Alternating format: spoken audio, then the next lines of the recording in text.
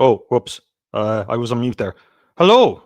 Hello, folks. I hope things are well with you. And first of all, usual kind of thing. I know it's late enough on a Sunday night, but thank you for joining me on the same, or thank you for listening back if that's what you're doing. So, yeah, I mean, I suppose like what I want to do with this stream here is I want to talk about the TV show or the crime drama that basically came out in Ireland or ran between 2010 and 2014, which is the show Love Hate, right? And I kind of wanted to talk about this for a few reasons. One of the reasons I wanted to talk about it. Oh, and yeah, if my sound is coming through, or if there are any technical issues, or you want to leave a comment or whatever, go for it. Usual things and all that. But anyway, just going back to the show. So just kind of a little bit of a tiny backdrop. I did a stream about 3 or 4 months ago on Hardy Books, and the reason I kind of got watching that show, I was talking about it before, like how I came across some clips people were talking about with it, and how Hardy Books was so representative of like what happened during the crash and how people felt during the crash, right? And it's a bit the same with this because I keep going back to this point like, why did Ireland change so much? Why did Ireland become the place that it is right now? And all the events that came from the low interest rates, the housing bubble, the collapse, the bank guarantee, all lead into kind of where we are today. And I think in terms of like looking back and how people thought and felt and related to events that were kind of going on around them, it's important to look at certain things like what kind of art there was, what kind of music there was, right? I mean, I'm going to talk a little bit more about kind of different effects in art and media, like in things, like using irony and all that kind of stuff. But just a kind of just a quick quote here that I just liked. It's from a basically an author at the time called David Foster Wallace, right?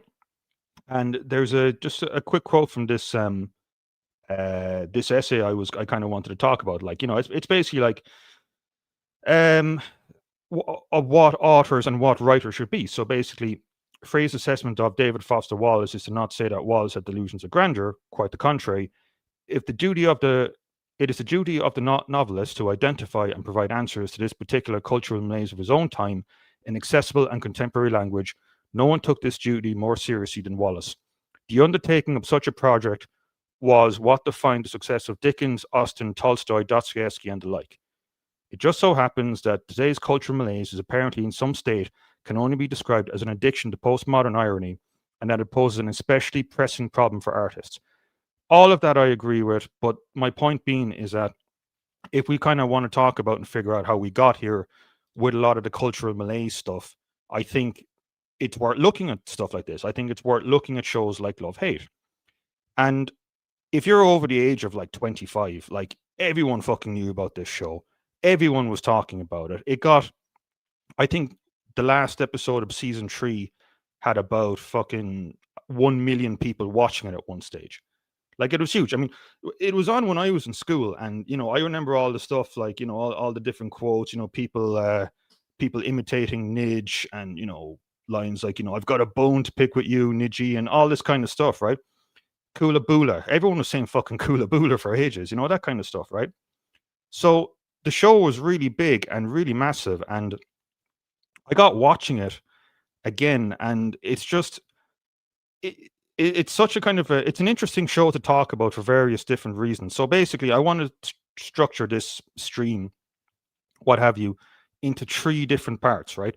I want to talk about the positives of the show, what was good about it, the negatives, in my opinion, and the massive flaws that were kind of under that are the foundation of the show, in a sense, and where that has led into in things like Irish art, Irish movies, Irish films, and even to kind of like where we are right now, even in terms of like stuff like what's going on right now with the presidential election and all that kind of stuff. Because basically, my kind of point and my kind of idea here is that the ideas and the themes that are in this show, right, just fucking they just feed right through all the way from 2010 to 2014 into where we are right now. So I hope that's kind of interesting enough. Oh, and one more thing as well. I'll compare this a bit to Hardy Books, because like I would consider this and Hardy Books almost like two sides of the same coin. Although I think Hardy Books is a superior show for a lot of reasons I'll get into. But also I'll talk about maybe two more shows very briefly. One of them is a TV series that your man's the creator of Love Hate came up with, called Taken Down.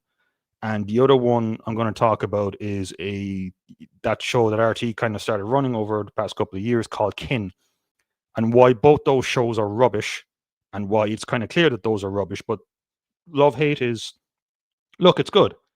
I mean, that's the end of the stream. It's good. But um, yeah, just to kind of expand on it, like kind of why it's good, or why I quite like it. I mean, there's a lot of issues, but I'll talk about that in a bit. But what is so good about it? Well, there's a few things that are good about it. I mean, one of the things, like, I guess to appreciate or kind of like just think about is like a lot of the reason that the Irish movie scene or film scene is in the state that it's in, like, in terms of like, you know, budget and like, I mean, prior to this show, like, hour long dramas in this format were never a thing with Ireland, were never a thing with RTE, right? And this show completely changed that. So, and you had all these kind of big actors that came out of it. The Barry Keoghan is one of the classic examples. He's been in a ton of films. He's been quite big. All of that. A lot of kind of people made their names from this show. John Connors as well. I mean, I suppose a lot of people might know or remember John Connors, especially from what happened in 2020 with Roger O'Gorman. But a lot of people came out of this show, right? And I think the other thing that was kind of interesting about the show as well was that, like, um, basically, it kind of, you know, I don't know about you, but I kind of found it a bit like, I'd often like watch a bunch of random things on, like, RTE or Network 2, and it would be kind of like they wouldn't actually be that good, but you'd watch them because they were Irish, right? They oh, there's Dublin, or oh, they're talking like me, or something like that. You would be so starved of stuff to watch. And so if you were kind of coming along expecting, like, something like Love Hate, like, even something, even if it was of kind of like a bog standard quality, right? You'd be kind of like, oh, great, I'm gonna watch this, like, and in that way the show was definitely better than, in a sense, almost it kind of deserved to be. I mean, from the from direction, from editing to cinematography, all that kind of stuff. Now, there are some issues and flaws I have with this, and I'll get into kind of a bit more on the show. But ultimately, like, that was just you know, like, again, when I was in school and whatnot, like, I remember, like, we were watching this and it was like, holy shit, we've never seen anything like this before in an Irish context, because and even stuff like in relation to where television shows would go, right? The whole thing of like, oh, you never know who's going to survive, and the main character, or the guy you really like could be kind of written out of the script, or who he could be clipped or whatever, kind of like The Sopranos or The Wire or something like that. And that was kind of a major, even at the time, that was I'd say that was kind of a fairly new thing, or a novel thing.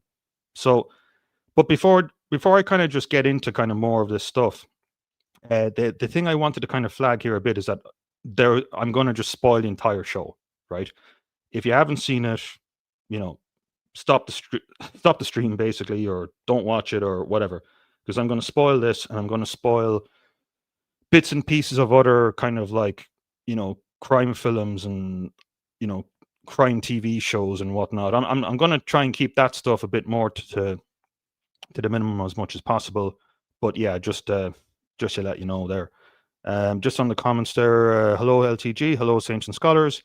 Hardy Bucks parody the chicken fillet roll tradie of the 2000s to 2010s, the crowd that had to run to Australia or cash in the vacant housing. This cohort has inherited a lot of money. Yeah, and my point with it, which I'm going to kind of argue a bit later, is that, like, in a sense, like, Love Hate is essentially a sort of a middle class fantasy, but I'll get more into that like when I kind of talk about the negatives. But um ultimately, yeah, so positives, yeah, like it was just this brand new thing, and by Irish standards, the acting, the scripting, whatnot, very, very good stuff. And I think as well, just to kind of move in from that, like another key component of the show. Oh, by the way, just to show when I'm talking about sharing my screen here, um, this is a tweet that also kind of like made me want to talk about it and kind of like triggered this off a bit. But the other major strength of this show, and it's very kind of novel. I think in a lot of like TV shows or television shows to some degree is Nidge, right? So Nidge is an excellent character in my opinion. He's a great character, and the reason he's a great character is because among all the kind of things about him, like the whatever you might kind of think of him being funny or whatnot. The great thing about Nidge is that he's an absolutely fucking awful, incompetent idiot, you know, and he's not smart. He's not sophisticated. He's incompetent. He's really, really incompetent, and he's a perfect example of like if you've ever been in a job and there's been a guy who's like really good at being like second, third, fourth in command or whatever, and then due to being the kind of the wrong choice or last person standing, he ends up being the leader. And once he starts becoming leader from season 3 onwards, he makes wrong decision after wrong decision. He's awful. Again, I'm not talking about like being awful from an awful human being point of view. I mean, every single character in this show is awful, right? In that way. But I'm talking about from a kind of like a competence, you know, again, like you can, again, just to use a kind of another crime analogy here, like, if you watch something like The Godfather, the first two Godfather films, right? If you take Michael Corleone's character, that he obviously, like, the two films go to him getting destroyed by, the the the crime family and all that kind of stuff. But the thing is with him, there's still kind of some bit of an air of like competence and decision making ability and all that kind of stuff. Nidge is absolutely, like I said, Nidge is the perfect example. Like, it's kind of your version of being in a nightmare job being transferred to a kind of a crime scenario. He loses his temper all the time. He throws everyone else under the bus.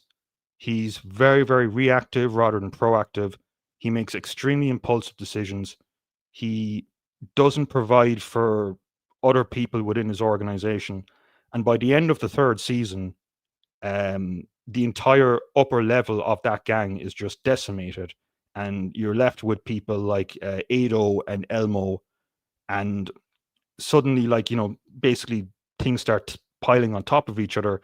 And as the show goes on, again, very well acted by Tom Vaughan Lawler, things just start spiraling and spiraling. And the build up towards the end, I think, is actually in that way quite well done. But he steals every scene he's in, you know. Like I said, he's a deeply incompetent to the level that he's at. I mean, there's an organizational theory called, the Peter Principle, whereby people get like promoted and go up to their own levels of incompetence. He's a really good example of that. And in addition to that, he's just a deeply materialistic, shallow person, right? So, and again, like, when you see these kind of like crime shows or whatever, like there's usually kind of like, that kind of, um, that level of competence, right? But it's not there with him. And you don't really see that much. So that was, in addition to the great acting, that kind of idea. What if you were to put like an Alan Partridge style guy almost in charge? That's almost what it's like. Maybe that's a bit too strong of a term, but like it's just fascinating and interesting to watch from that point of view. So yeah, I mean, just to kind of go through the show a bit, just what I think of it in general, um, just kind of bolted up by that. I think the first season, the first series is pretty lousy. Um, it's got a very, very simplistic revenge plot.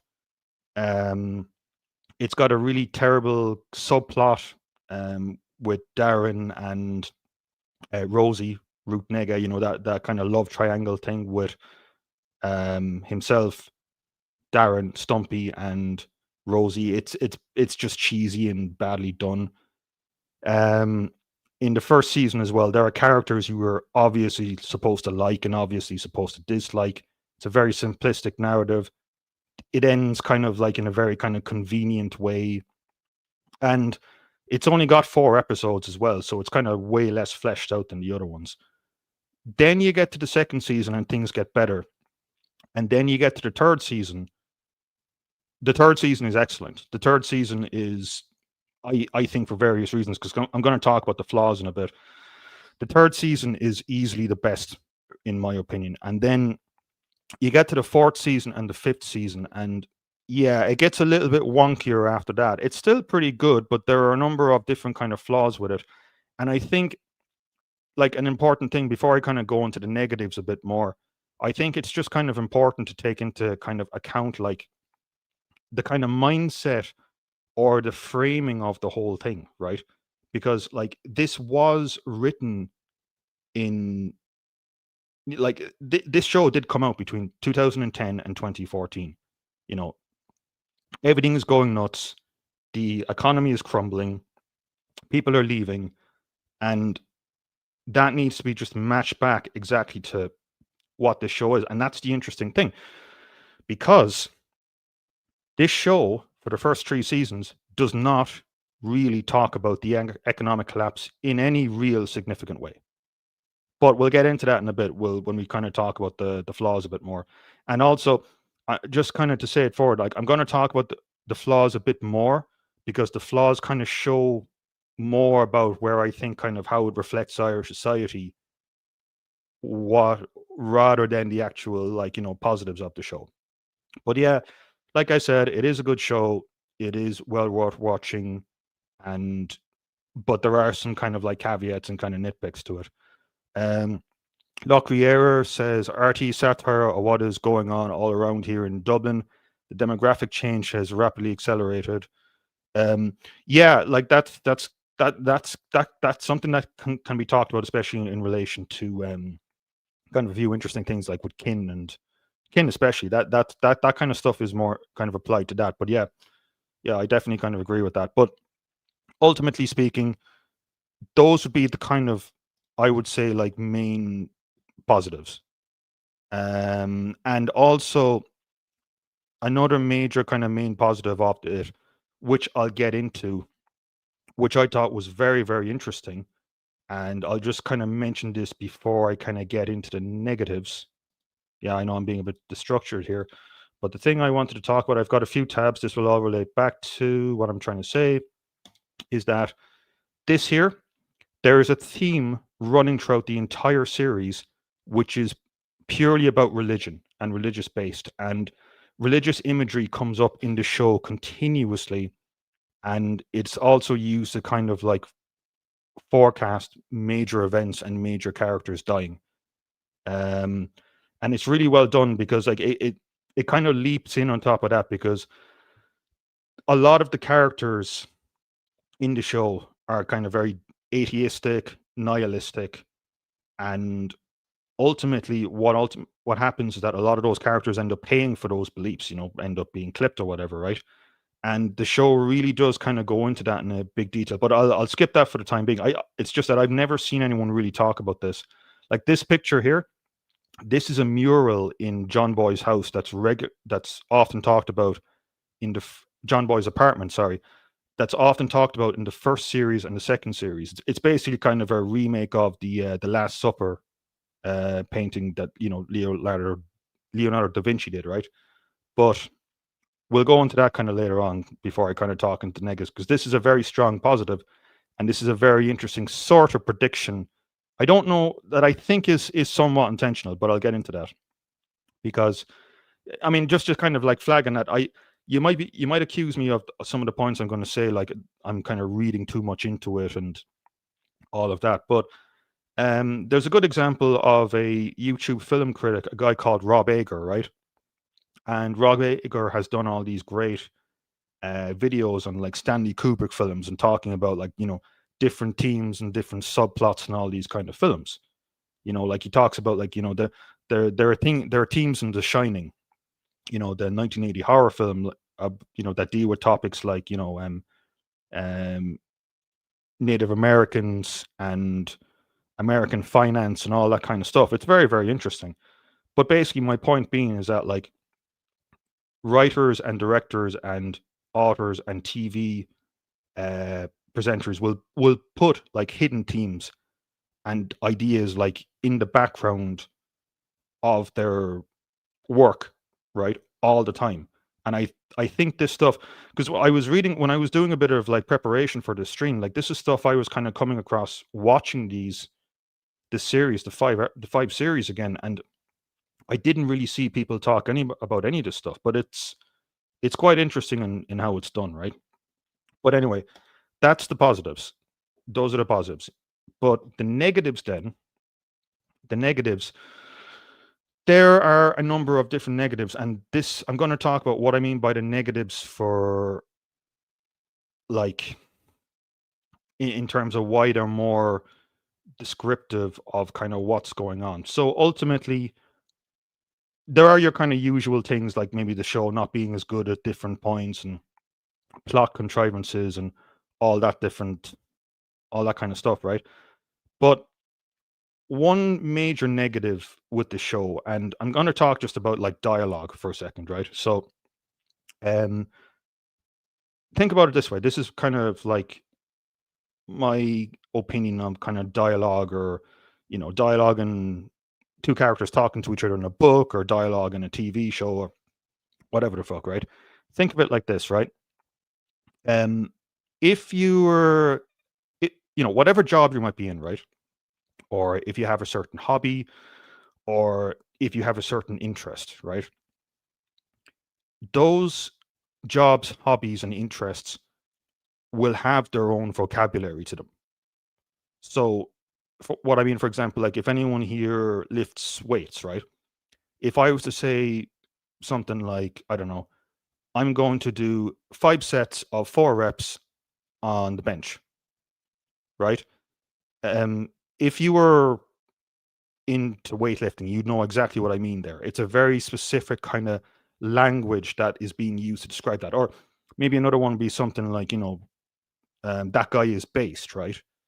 That guy is a normie. That guy is NPC. I think those words are a bit cringe personally, but I it's basically like every kind of subculture, every industry, every area has their own vocabulary, right? Has their own kind of slang and dictions and kind of linguistic approach to things, right? And even though the dialogue in Love Hate can be kind of interesting or memorable or whatever, it doesn't feel like every character has their own. The characters don't have a distinctive, striking way of speaking. I mean, quite frankly, I don't think they talk like real people. Okay? I don't think they talk like real people. I think they talk much more like an interpretation, a middle class interpretation of gangland, or a middle class interpretation of what working class people talk like. That's what I think. That's what it feels like. All the characters have the same kind of way of speaking, right?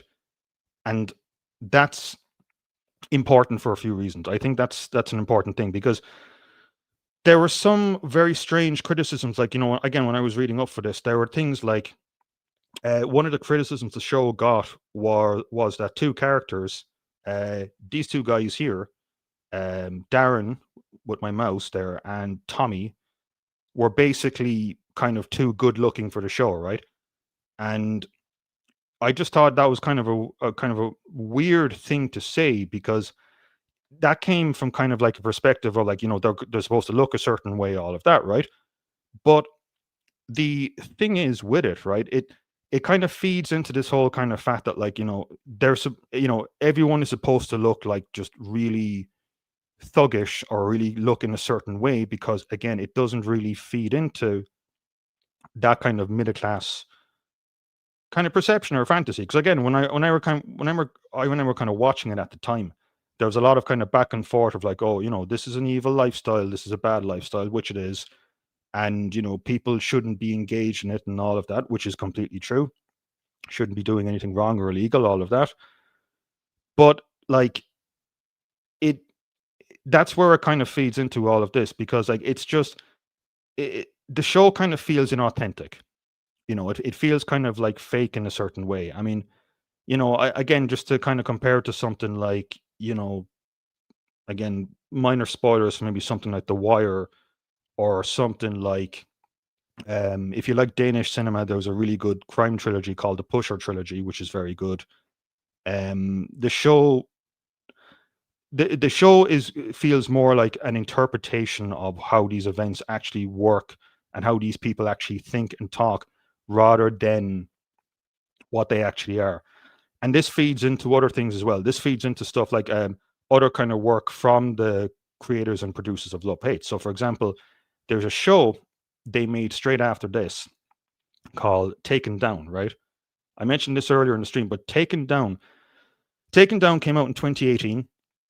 It lasted for one season, and it's basically, the plot of the show is about how a woman who is living in a direct provision center gets murdered, right?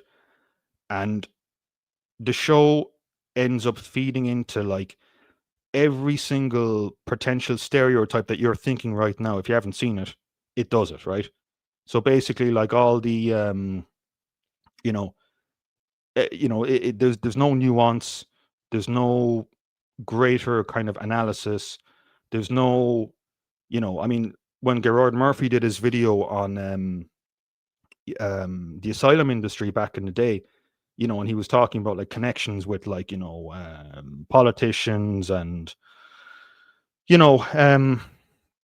solicitors and whatnot, that were making huge amounts of money out of this. And, the people we see today, like, Banties and iPass centers and all of that.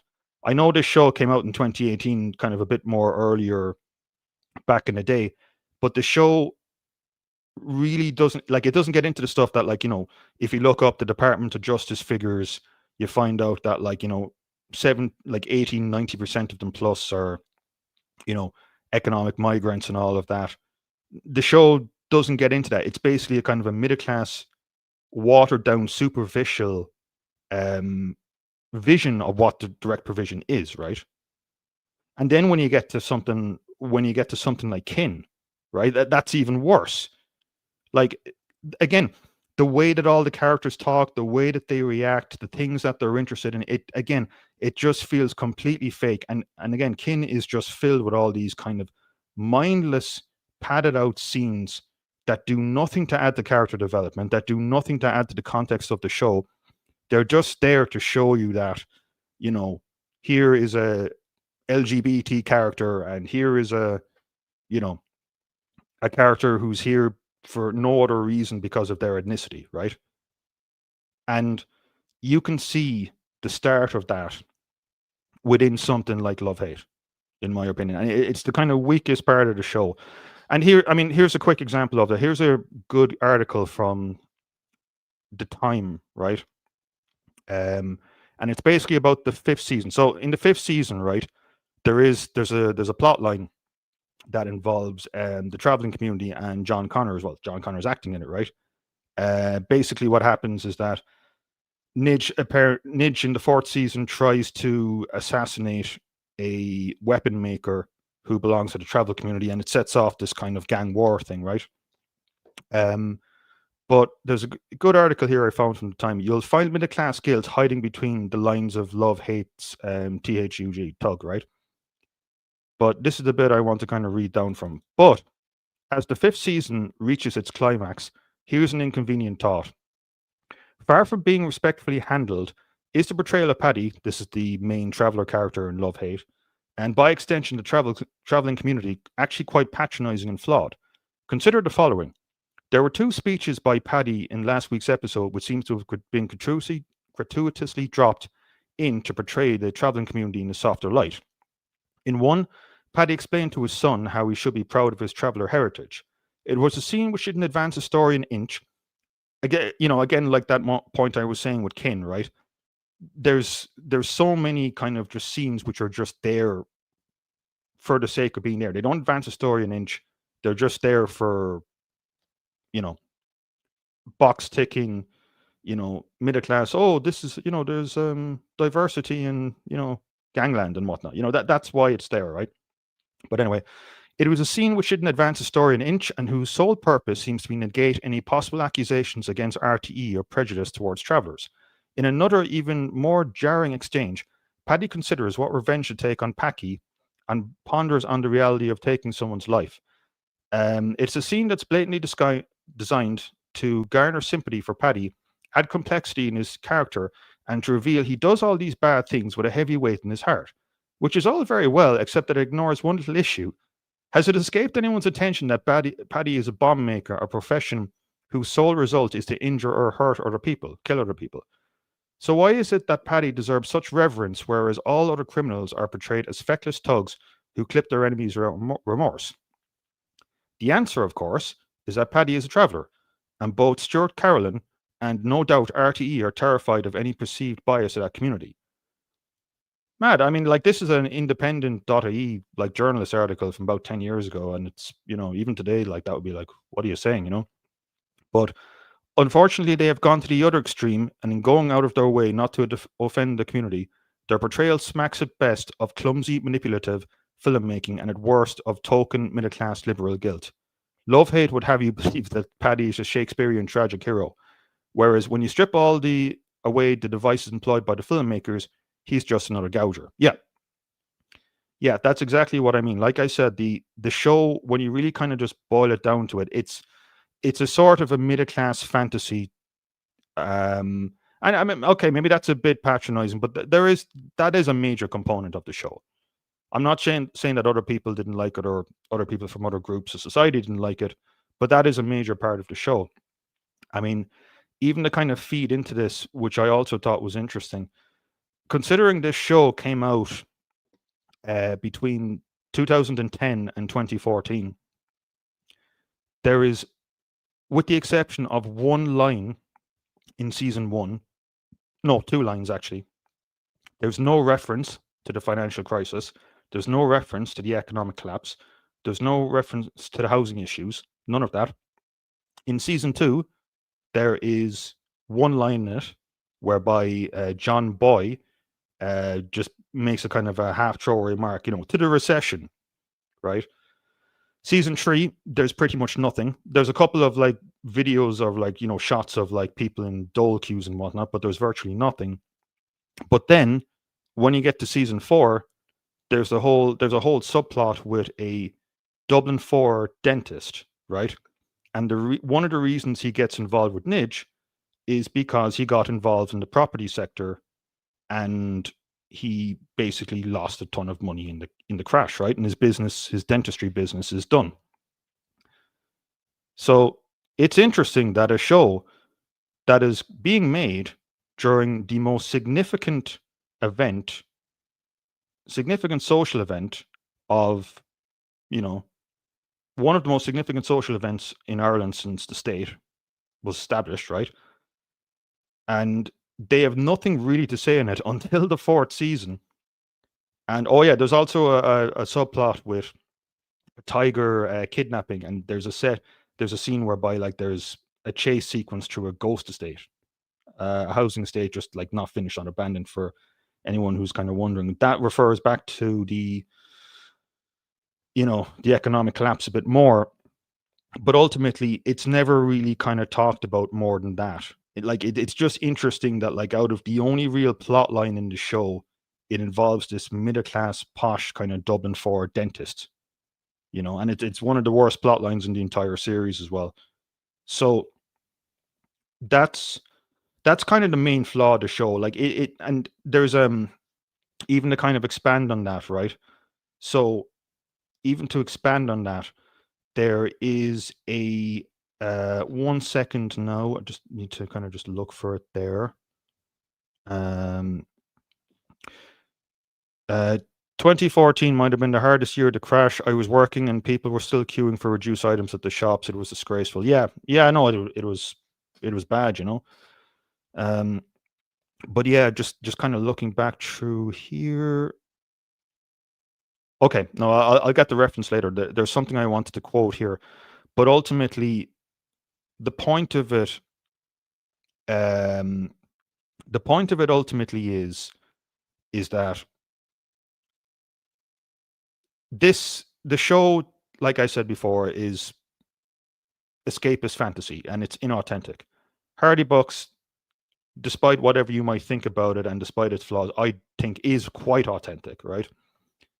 Um, and basically, so yeah, sorry, I'm rambling a bit, but basically, there was a video that if you type in love hate retrospective, you'll get it, right? Really, really good video. It's about a 2 hour one. It's length. I put it in the description, right, underneath the stream here. But one of the points that the guy makes, and it is an absolutely fantastic point, is the use of music in the show and how the use of music completely fucking changes from season one to season two and season three. So in season one, all the music is kind of like, rap and 50 Cent and all this kind of hip hop stuff.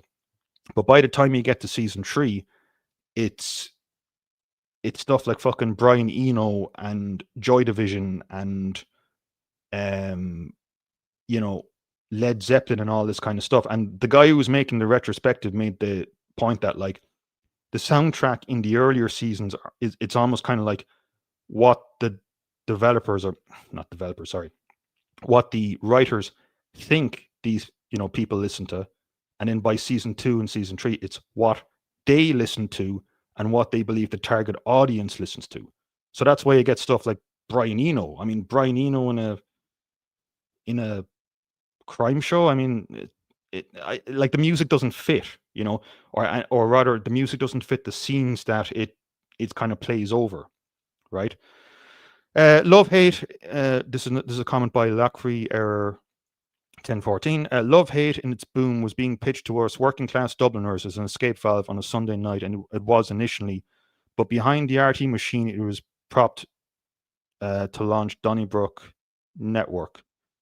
Yeah, yeah, I think I know what you mean there. Yeah, yeah, but ultimately, my main point out of all of this is that again, it goes back to my kind of original point, like why do people like things? Why do people, if a TV show gets 1 million views during season three in Ireland, then a lot of people like it. And if a lot of people like it, it's telling you something about those people. And if people are not really kind of pointing at this stuff, in my opinion, the kind of like the sort of kind of fantasy escapist elements. I mean, when I was talking about the direction, when I was complaining about the direction, like the direction obviously like it's good from a kind of a technical competent point of view, but it's very flashy. It's trying to kind of look clean and effective and well made rather than kind of accurate, if that kind of makes sense. And as a result, like the show often feels like very insular, that it only kind of feels like it's only like it's a show like whereby that they're in this kind of big gang operations thing. I mean, there's a point whereby one of the Garda characters talks about like how Nidge has connections all over the country. Yeah, that's another thing too. There's a Garda subplot in season four onwards, but that's never really you know explored that much. Again, like if I talk about something like The Wire, for example, there's a whole kind of like stretch or subplot whereby like the Lester Freeman character talks about like following all the kind of like different connections and how they kind of like work their way up to like high business and high society and you know politicians and the money involved there. That's never really done here. That's never really touched on here. And and even like in terms of like the economic collapse or whatever, like that's never really, with the exception of one subplot, that's never really commented on or analyzed. And again, I'm not talking about like having some preachy kind of stuff in there, right? But again, just back to something like Hardy Books. You watch something like Hardy Books, and there'll be kind of like characters talking about stuff like, oh, your man's gone from the town, or the town is fierce quiet, or you know you'll have like episodes whereby like Buzz and Eddie are like looking to to find a way to make money, or to find a way to get by, obvious signs of the recession, right? Whereas this doesn't go into that as much. But the element this does go into is basically one part of the name I had in the title of the stream, which is the moral change. And ultimately, I think a part of the reason why, despite I mean, obviously there's this stuff like this, the show is well written and it is well directed and all that kind of stuff. But I think one of the things the show is starting to kind of comment on implicitly, and I'll get to the religious stuff in a second, but what it's ultimately ending up doing is that it's essentially showing that disconnect between different levels of society against each other, right? So, for example, like to make maybe I'm not making this point very clear, but for example, if we go back to the start of this year, right? If we go back to the start of this year, Storm Owen happens, and the interesting thing about Storm Owen for me was the east of the country, Dublin and whatnot, and the south of the country and all that got power back very, very quickly, right? And the Six Nations had just kicked off during that point, right? The Six Nations had just kicked off. And it was very, very interesting because people were kind of talking about like, oh, like, Ireland won its first, like, you know, Six Nations game, and, everyone was kind of happy, and, all these kind of posts on Facebook, come on Ireland and all that kind of stuff. And yet in the west of the country, there were people who were without power for like, 10 days, like 2 weeks, right? And people weren't commenting on that. Like, even I was watching RTE at the time, and like there were huge swathes of the population who were just like, they were without power for like fucking 10 days, right? And again, it wasn't commented on. It was like there was just an absolute divide out in the country between Dublin and the rest of the country. That increasingly society is becoming less and less interconnected and more stratified. And I think you're starting to see the very, very first signs of that, or much more so in shows like Love Hate, because of the disconnect between watching something like this and, you know, kind of depict saying like, oh yeah, it's a very raw show, it's a very gritty show, it's a very to the point show. And like I'm kind of watching this and going, no, I don't like the way it's kind of directed and the way it's, people speak. Like this is done to kind of like have quotable lines and be watchable and be entertaining, but this is not any kind of like, you know, people don't talk like this. People a lot of ways don't act like this. You know what I mean? So, and that kind of leads into, and that gets more, again, if you watch these other shows like Taken Down and Kin, that you see that way more than you see that disparity way more as time goes on. I mean, like Taken Down, you don't see things like the iPass center in people's towns. You don't see like the high connected banties making all this money, right? You don't see local people in their community worried what's going to happen now, you know, for all sorts of reasons. You don't see that, like, but you see the complete opposite in a show like Taken Down. And so you can see that disparity kind of growing more and more and more and more. So that's a major point. But I said I would talk about one kind of major little um theme that comes up in the show, which is, and again, I'm just kind of wrap this up. So just keep that kind of first point about like stratification and whatnot in mind. This second point will kind of lead into that as well. And that second point is that one thing that comes up a lot during the show is religion, right? One of the things you see in the show is that when a major character is about to die, it's kind of like the whole kind of oranges thing in The Godfather, right? There's often a lot of religious like imagery becomes more and more common within the show. So you see people wear it with like cross tattoos, crucifix tattoos, or wearing crucifixes around their neck. You There are shots of Dublin in the third series which constantly have pictures of churches and statues of Mary on them. But one of the most explicit examples is this one here. It's basically the mural in John Boy's apartment. And it's basically a recreation, like I was talking about before, of the Last Supper. So basically, the idea of the Last Supper painting, the Leonardo da Vinci one, is the idea that like Jesus basically says that among his 12 apostles that there will be a traitor among you, and the apostles kind of react to this. So it's obviously, I mean, one of the things with looking at this thing is creepy to look at, right? I don't like looking at it, but you know, the characters you have in it, like it's you know, Jimi Hendrix, John Lennon, you've got boomer musicians, you've got Phil Lynott, you've got Michael Collins. Interestingly, by the way, there's a bit whereby one of the characters, Tommy, and I think Debbie, are looking at the mural, and Tommy says, like, you know, who's that guy over there? Like, and he's pointing to Michael Collins. And I think it's just interesting that, like, because ultimately what the show leads into is that um, any kind of like characters which go against religion in the show end up like basically end up dying, right? Um, a lot there's a couple of major scenes or a lot of major foreboding scenes in it, whereby, for example, Darren ends up talking to Lizzie. Lizzie is the one who shoots Darren at the end of season 3, but they one of their last scenes together is when they enter a church and light candles for basically their dead brothers. Both of them have brothers who died during the course of the show, right? Um, Towards the end of season 5, when Siobhan is informing on, is threatening to go to the police with all the stuff about Nidge, she meets the Garda guy. What's his name again? It's gone on my head. But she basically meets with the Garda guy.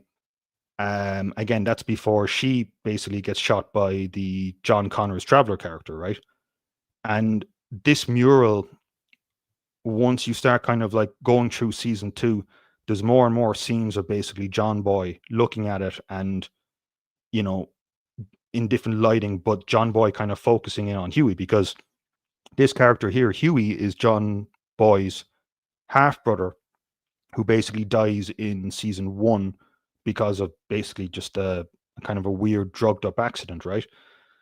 But that goes into another component of it as well, because if you take a look at, and this is mentioned in the Love Hate retrospective I quoted down below, if you take a look, and he kind of brought up this point as well, that like once Nidge takes over within season 3, right? Once Nidge takes over within season 3, so the kind of antagonist characters in the first 2 seasons are basically either fellow gang members or nihilistic psychopaths, you know, like Fran or Huey, right?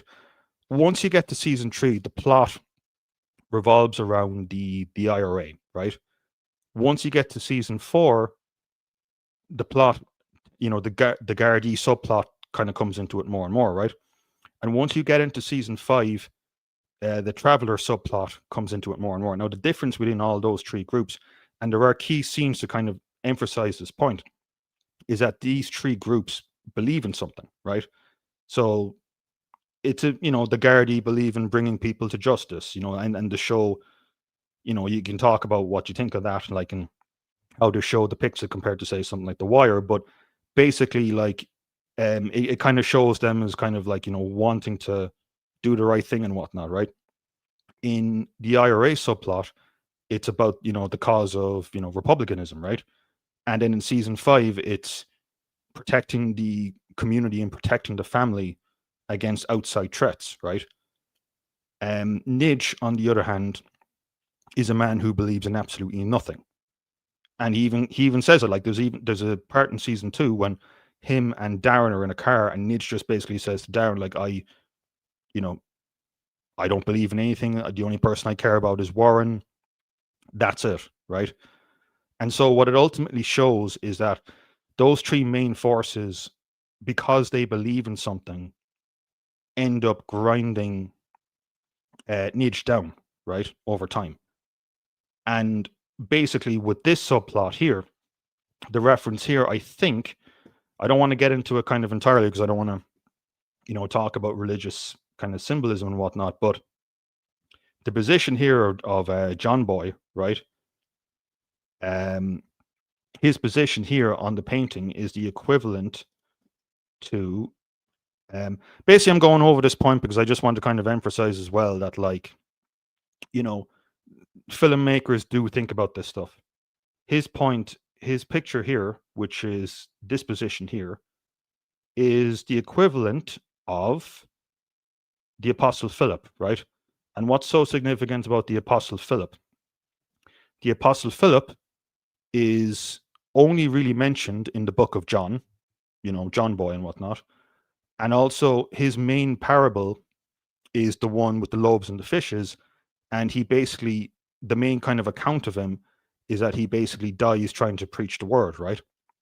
So if you want to kind of bring it back in a kind of a warped, disgusting way, it's basically showing that he is, continuing on the kind of drug stuff.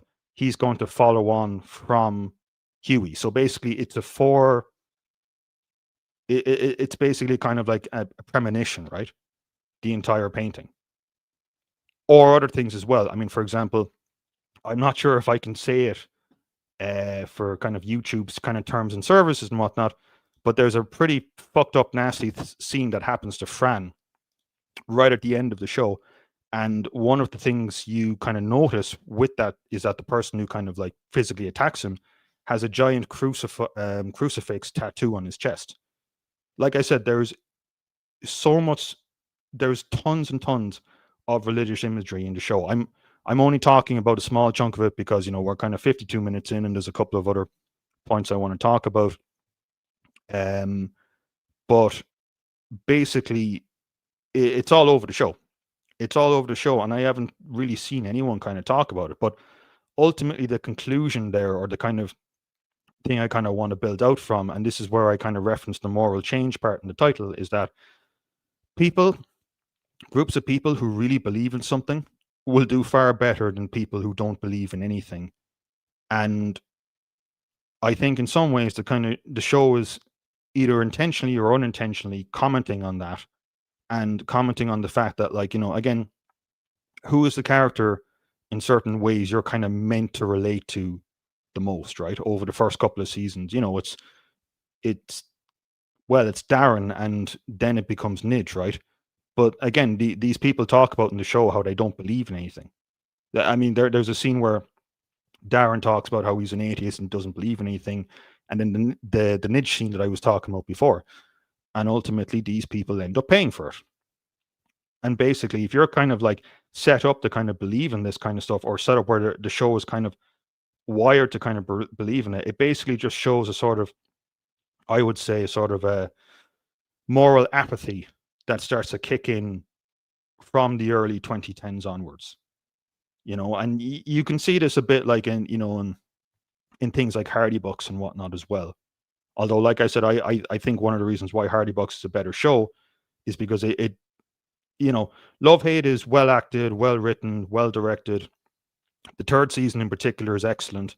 And the third season, I think, is far better than the other seasons because all of the flaws that I've kind of mentioned before, it doesn't really apply to the third season as much, because the third season just, the third season just feels kind of like, you're in a bad situation and you've got the worst person ever in charge of it, and he makes it much worse. It's a little bit more, almost the kind of gang stuff, or the gangland stuff doesn't even matter in a sense, right? It's just kind of more subjective, or kind of, well, it's more on the plot level, if that makes sense. Vito Corleone sits with a crooked picture of Jesus and Mary behind him when the landlord visits him in Godfather 1. Only noticed it this week, but it's very symbolic. Yeah, exactly. Those kind of things exist in films and movies all the time, and Love Hate is no different. So basically, yeah, when you combine those two things, you're seeing elements of ultimately what my argument kind of stretches back to is that, like, if something appeals to people, it's appealing to them for a reason. Um, if there are certain elements within the kind of show or whatever are kind of fake or unrecognizable to certain people, then it shows a certain level of stratification. Um, the show is kind of commenting at or getting at the kind of collapse of morals that's going on. I mean, that's another thing too. One of the kind of, and this is another thing I again, because I went looking through like forums and boards.ie and things like that. Um, like when people were commenting on it at the time, and there's a part at the end of the fifth season, right at the end of the show, right, whereby the police are trying to build a case against Nidge, right, and ultimately what happens at the end is that there's a sort of attempt to frame Nidge because um basically there's a Fran keeps to kind of sum it up quickly. Fran keeps evidence of a murder, right? That Tommy kind of started off and Darren kind of finished, right? Darren kills the IRA guy at the start of season 3, right? Nidge actually doesn't do any of that, and basically there's a talk in the church whereby the guard informant character Siobhan talks with the police in terms of like trying to plant this in Nidge's house, and then say that like he did it even though he actually didn't do it, right? Obviously he helped hide it and whatnot and all of that, but he didn't do it, right? And so what happens then is obviously like the kind of like justice religious kind of theme kind of crops up, but ultimately again it's just kind of a comment of like it's just a movement towards like not doing the right thing, not doing the honest thing. I mean, Nidge is obviously an awful horrible person, but in that context for that specific little bit he didn't do it, right? He didn't murder the IRA guy, right? So that kind of framing and is kind of moving towards it. So you can kind of see as the show kind of goes on, this kind of decay of morals, which culminates in that really big moment. It's a really, really big one. And it's kind of maybe lost, or I think, or maybe not talked about as much, but it is there and it is kind of a real thing.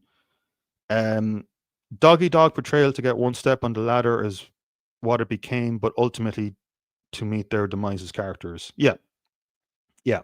I mean that is there too. That is kind of to show at a kind of a face level, but there are kind of like elements of that which kind of like, I mean that's the kind of like thing at the top. That's the most immediate thing, and it is a real point, right? And it is a real theme of the show, right? But yeah, I mean those are the kind of 2 points basically: the general kind of decline and reshaping and collapse of Irish morality, and the stratification of Irish society that started kicking off right then. I mean, and there's other things as well. So here's one thing I just wanted to talk about very briefly: cocaine use. Right, this is an interesting paper that talks about like cocaine stuff in Ireland, right? And here's an interesting thing. Figure 1 shows trends in the prevalence of last year's cocaine use among 15 to 64-year-olds in Ireland during the study period. The prevalence of cocaine use increased from 1.1% in 2002-2003 to 2.4 in 2022-2023. The largest increase occurred between 2014-2015 and 2019-2020. And you can see it there. Now, the reason I kind of bring all of this up is to kind of like go back to the fact that um like drug use unfortunately has exploded in this country, especially over the past 10, 15 years. Now, I remember like even when kind of love hate was on, there was this kind of whole thing of like, was it glorifying crime or was it glorifying drug use, and all of that kind of stuff. And in absolutely no way am I suggesting that like this led to people taking more cocaine. I'm not saying that at all. But what I am kind of saying is that like I think maybe to some degree, like post crash, people's kind of views on the world and morals and things like that did start to change. right? Along with all this other stuff as well. I just thought that was kind of interesting because again, it's something you do see like in these kind of like early like 2010 shows like Hardy Books or the you know or Love Hate, like this, whether it's Viper. And actually, yeah, that's the interesting thing too. Like if you want to make a kind of little comparative study, you can make a kind of point that like Viper and Nidge are actually similar enough characters in a weird sort of way. But anyway, I'm going off point here. Um, and I think just to go back to my kind of quote there at the start, talking about kind of like what art and music and books and whatnot they can be and what they, should be often. It's about kind of, you know, diagnosing this kind of cultural malaise before it happens, right? And again, you're starting to see it with the characters, with the religious themes, and yes, there are religious themes in Love Hate. You are starting to see that like people's kind of like fate in just having any beliefs in institutions and in all of that starts to decline, and things have gotten to a sort of a stage now whereby you can have something which is kind of a maybe a little bit of entertainment or a little bit detached from reality, like a Love Hate. Well, maybe not detached from reality, that's the wrong phrase, but kind of certainly done up to be more cinematic, right? Versus something like Kin or versus something like Taken Down. So, and ultimately, yeah, I think we're kind of going to come to the end of the stream, but ultimately I just want to conclude it on that set of points there. So yeah, I mean, that's kind of it. Oh yeah, there's one more kind of thing I just wanted to talk about there. So basically what happens, I think as well, is that like as you can't talk about this stuff more, ultimately, you know, people can't address it or talk about it and talk around it. The kind of big comments are the big things because, like, just to kind of wrap this up, just like I was saying in the Hardy Bucks scene about like how Hardy Bucks could it'll struggle for it to be made today because of the fact that like you know major issues going on in these rural towns would be things like iPass centers and whatnot, and things like that. Something like Love Hate would, it would be a struggle to kind of have write that today because those kind of things like the middle class fantasy aspect of the show is very different now compared to what it was then. And now you get stuff more akin to the show, Kin, basically. During this fairy tale economic boom, in the meantime, has given rise to loads of small time Pablo Escobar wannabes since then, whereas back then the circle was smaller. Yeah, yeah. I mean, like that's the other thing too. Like, I'm not an expert in any of this stuff, thank goodness in a sense. But you know, a part of this is just trying to like, you know, show.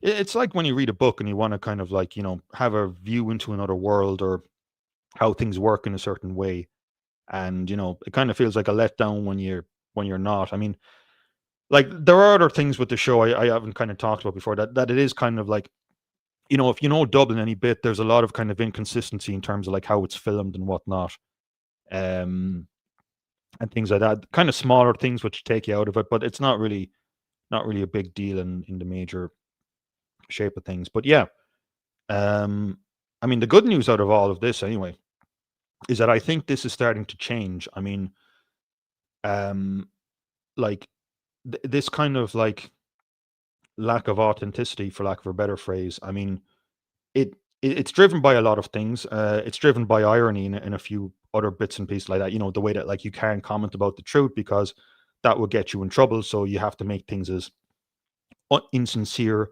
and random and wacky as possible, right? But I think that's changing, and I think what with the rise of kind of like things like computers and AI and all that kind of thing, I think the ability for people to kind of do their own thing and make kind of more authentic, well researched programs and art and all of that. It is RT after all. Yeah, I know it's RT, but I mean kind of like in general. I mean like so like with AI and all sorts of things now, like there's nothing increasingly like, and because of its decentralized nature of the internet, there's more of an opportunity, a wonderful opportunity for people to kind of just create their own stuff and just rise above it. And despite all of that, right, you still see like really good stuff here and there. I mean, for example, I thought the film The Quiet Girl was very, very, very good. You know, like there are kind of sprinkles like that. Whereas, I mean, geez, I could go on a rant about how terrible the Banshees of Inisherin is. That's an extremely inauthentic film if we're talking about that kind of topic, right?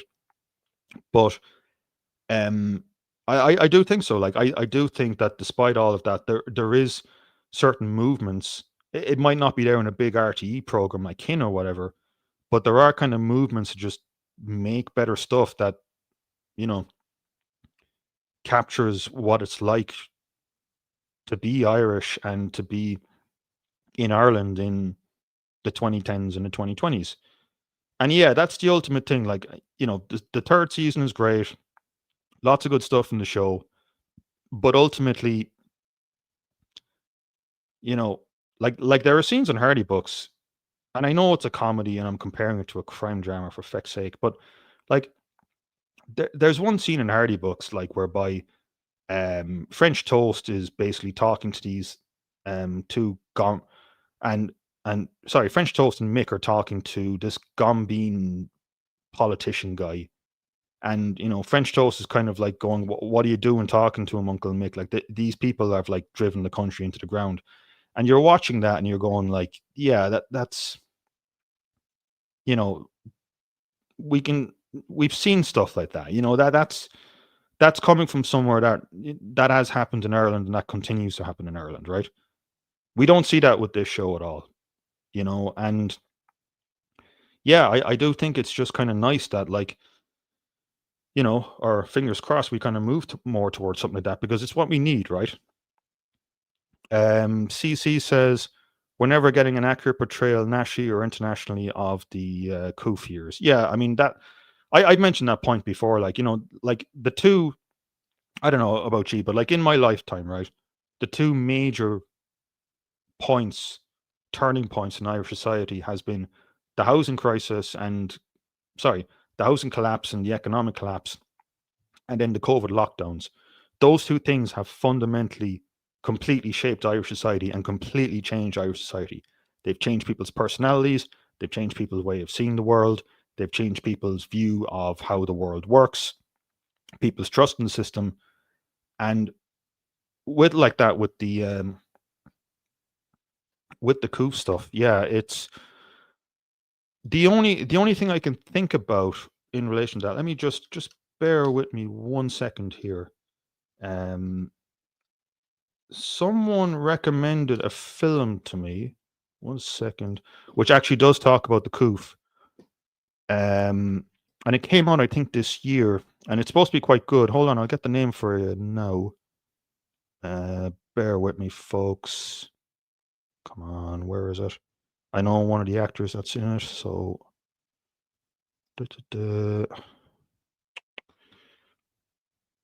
I'm only going to spend an extra 20 seconds at this, and if I don't get it, I'll stop it there. Yeah, it's a film called Eddington. I haven't seen it. It came out earlier this year. There's a couple of film analysis critics guys like Rob Ager, who I quite like, said it was very, very good, but it talks about some of the lockdown kind of stupidity. But besides that one, yeah, Joaquin Phoenix is in it. But besides that one, yeah, I can't really think of it or anything like that, And by the way, just on your point there, like it's kind of interesting. I'm talking about this, and one of the big things I remember at the start of it was John Connors, the guy who plays Paddy in Love Hate. Remember, he was talking about Roger O'Gorman and all the debacle that came out about him with the picture of Peter Tatchell. Yeah, that's kind of an interesting kind of, well, it's an interesting way to end it, I suppose. Yeah, okay. I mean, I think we're kind of coming to an end here. I think I've kind of talked about most of what I want to talk about. That basically, like, ultimately speaking, in those major ways, I think despite the flaws in the show, the flaws of Love Hate tell you something about what's going on. and some of the themes in it kind of have predicted what's happened and what's happening and what happened since kind of like the early 2010s um, going onwards, and even kind of just relevant trends and kind of like how people see themselves and how the middle class see themselves and all that kind of thing. So I talked about all of that, and had a little bit of a review and a chin wag about the show itself. Like I said, it's good. It's worth watching. If for nothing else, even if you don't like it, the reason, whether you like it or not, for good or for better or for worse, the reason Irish TV and even Irish films are the way that they are is because of that show. Like, you can see a lot of influence even in the way that like certain scenes are directed in certain films. So for that alone, I think it's worth watching. The third season in particular, I know I'm repeating myself now at this stage as we're getting like 1 minute and 1 hour and 10 minutes in, is particularly excellent. Just on a side point, like, because the fourth season gets a little bit of slack. I mean, I would rank the series if we wanted to do that, right? I would rank the series, say, I'd rank them 3 by a mile. Then, yeah, 3, 5, yeah, 3, 5, 2, 4, 1. If you watch 4, I mean, the thing is with 4, which differs the other ones. The other ones were made with the kind of assumption that this would be the last season.